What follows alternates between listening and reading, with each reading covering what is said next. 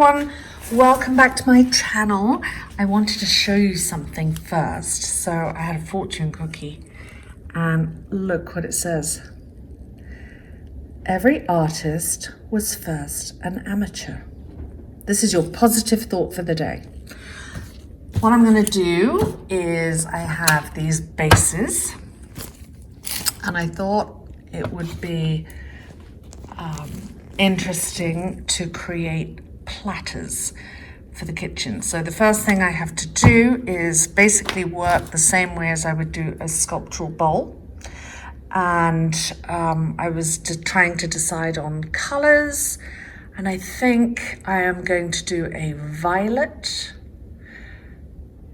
Well, no, maybe I don't know. I've got all these colors out here. I've got sepia, which could be nice. I've got crimson, red violet, aqua, and turquoise. So I've mixed my resin and I will make a decision and let's begin. So my resin is mixed and I've covered, I get a lot of questions about what I use as a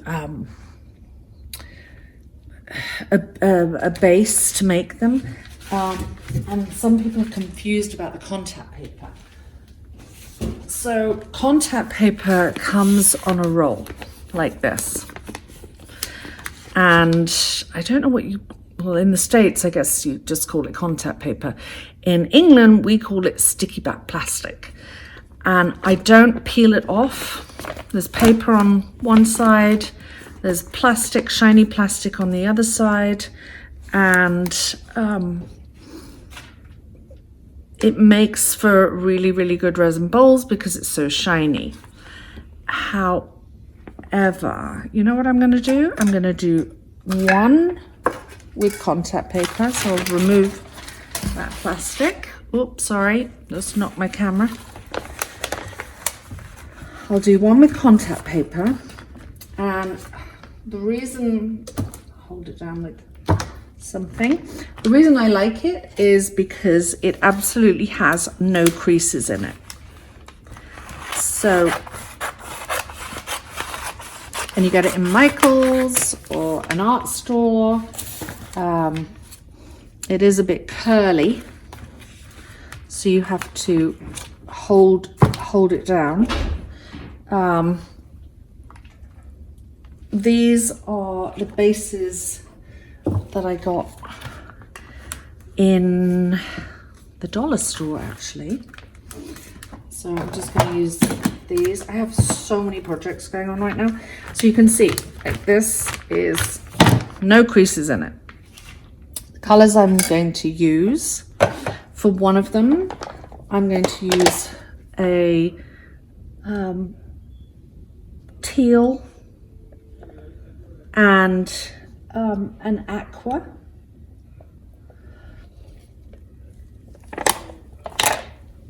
I have these kind of acrylic diamonds that I'm going to put around the edge just for make my serving dish a little more decorative. I am going to go around my stones, which I'm going to leave in kind of a haphazard. I just love blue and turquoise. They're kind of in a haphazard formation.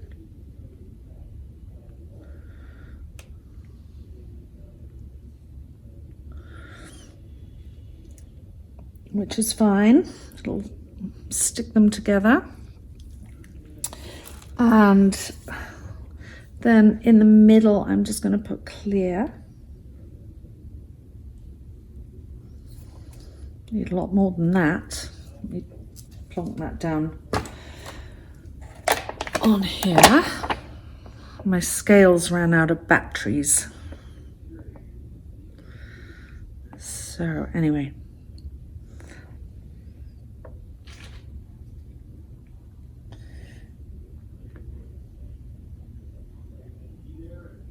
So that's this one. And I think what I'm going to do, oh, this is so pretty. I think I'm obsessed with ocean.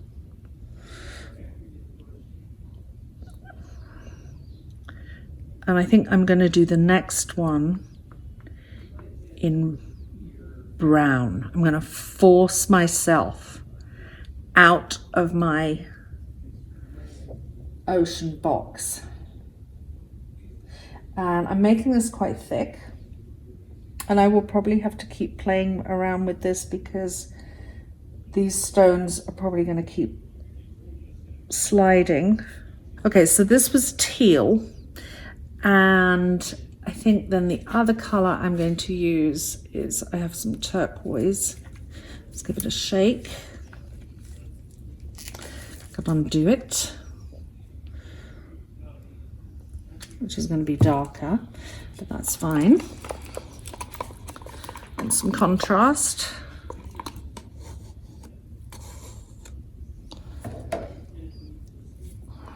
And I'm just going to go on the inside of what I've done.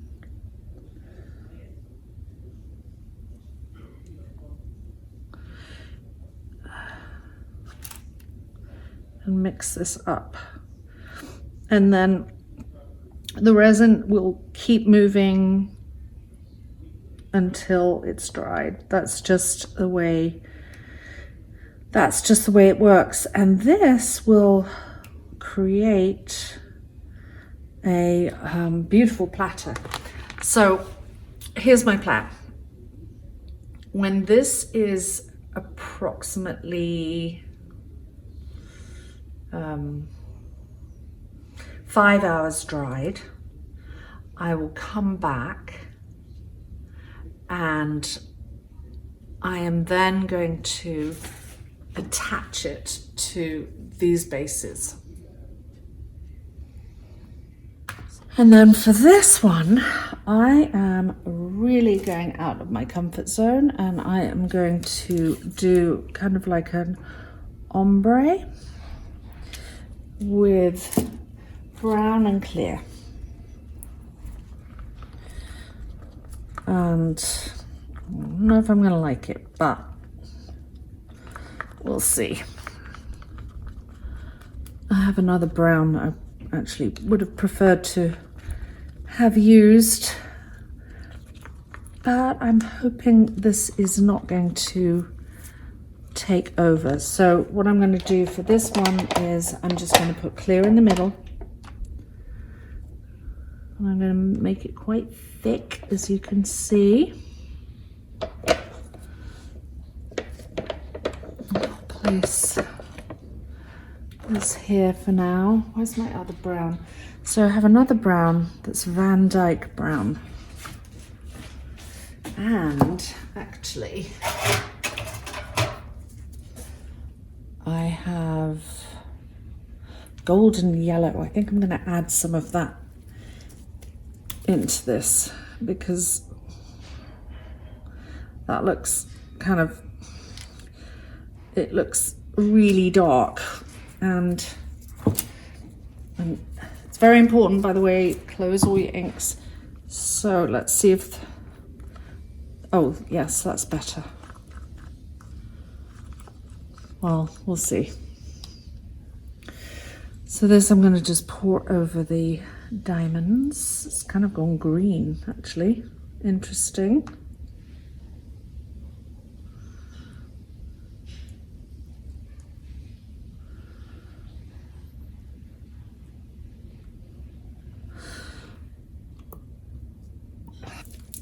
Tim Holtz. Let's put some of this around. Yes, green's definitely good to add. Oh, that's made a big difference. Okay, so the other thing I'm going to do is put my lid back on. I need to get a Bombay green ink. For some reason I don't have one. I'm going to use my heat gun which helps disperse it, but because it's alcoholic, you have to be really careful it doesn't catch on fire. Okay, it's the next morning. Gonna see what I can do with these.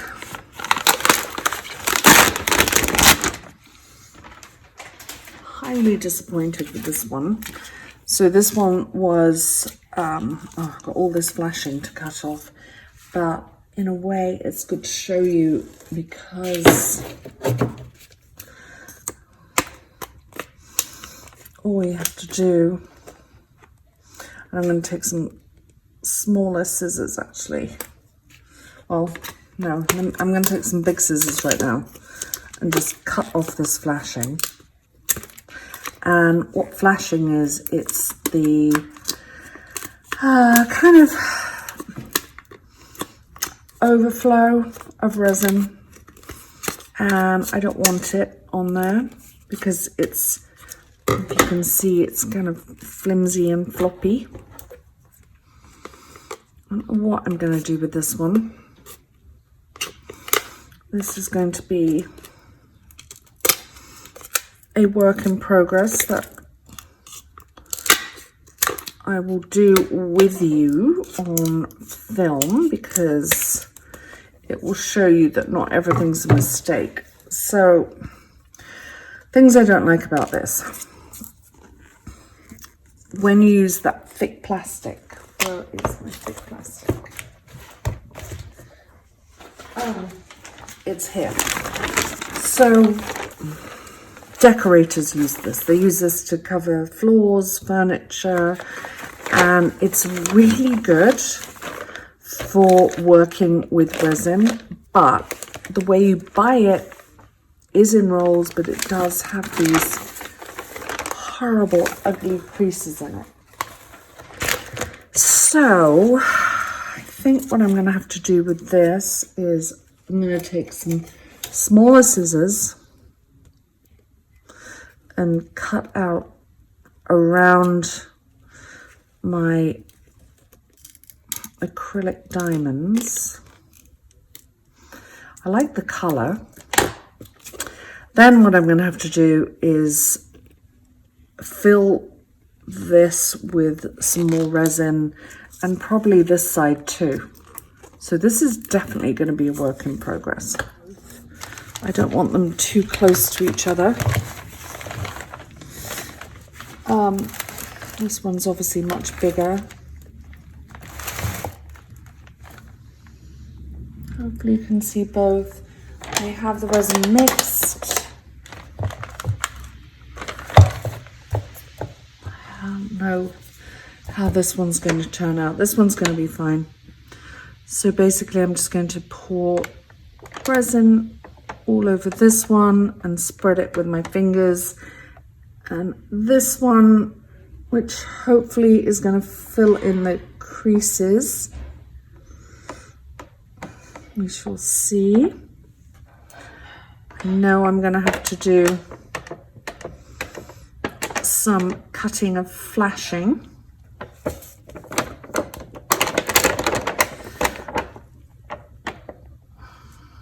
So this is a Naked Fusion resin. I mixed it for 5 minutes, although you actually only need to mix it for 2 to 3. See, even this is looking better already. See that line that was there? It's gone. And then they're going to need another layer of resin on the inside. So, oops. Morning, everyone. So I have got way too many projects going on right now.